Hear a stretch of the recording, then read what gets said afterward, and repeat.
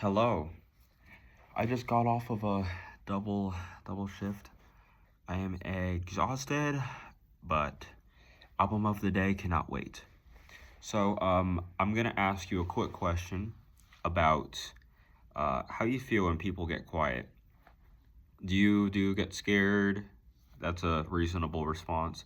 Do you start talking more, or do you just accept the silence and just chill with it? There's a fourth option: pee on the ground. I wouldn't recommend that one in public. If you choose to pee on the ground, that's your prerogative. I wouldn't recommend it though. But today's album of the day is a Season Drive album, Summer of '73.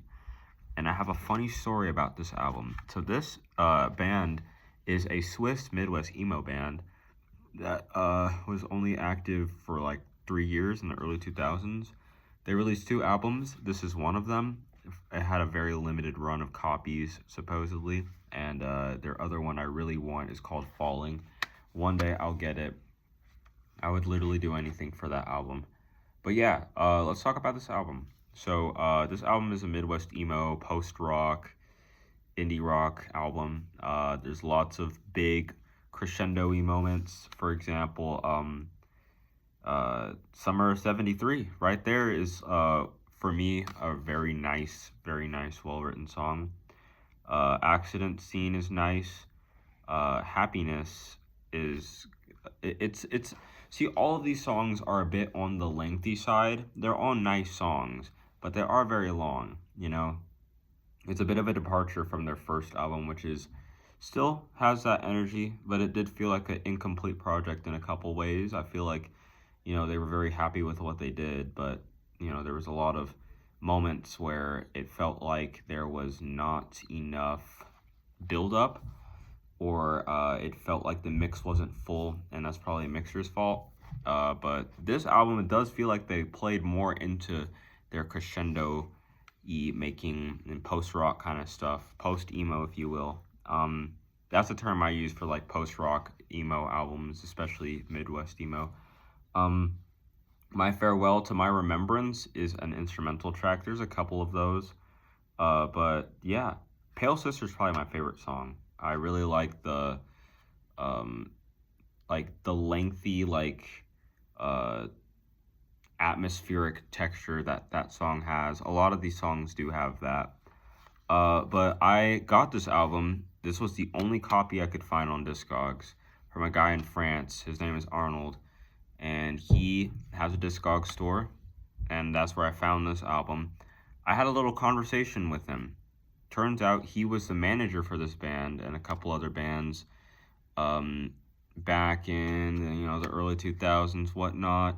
He apparently, this band never went to France, which is interesting. It was a nice conversation to have. It's really interesting. He claims that he has a copy of Falling, and I'm like, wow, man, I'm so jealous. It's a great album, and I'm really happy that he, as the manager, gets to have it. But yeah, I would recommend this to you if you like American football, if you like the Jim Yoshi Pileup, 49 Hudson, even if you like The Promise Ring or Texas Is the Reason, or Leia, like those kinds of more textural Midwest emo groups from the early days.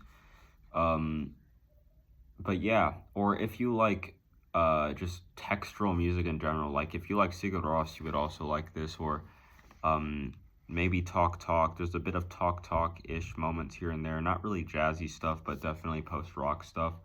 But yeah, it's a good album. It really is. It's definitely not Falling. Falling is their masterpiece, in my opinion. But it's a pretty album with a pretty cover, and I feel very, very lucky to have this copy. Let me show you the inside. It's just a really pretty album, honestly, and it goes perfectly with what I'm listening to. It really does feel like listening to a sunset, if that makes sense. But yeah, again, very nice Midwest emo post-rock album. Lots of instrumental moments and heavy build-ups and everything like that. So if you like that kind of shit, Listen to it. Good luck finding it on CD.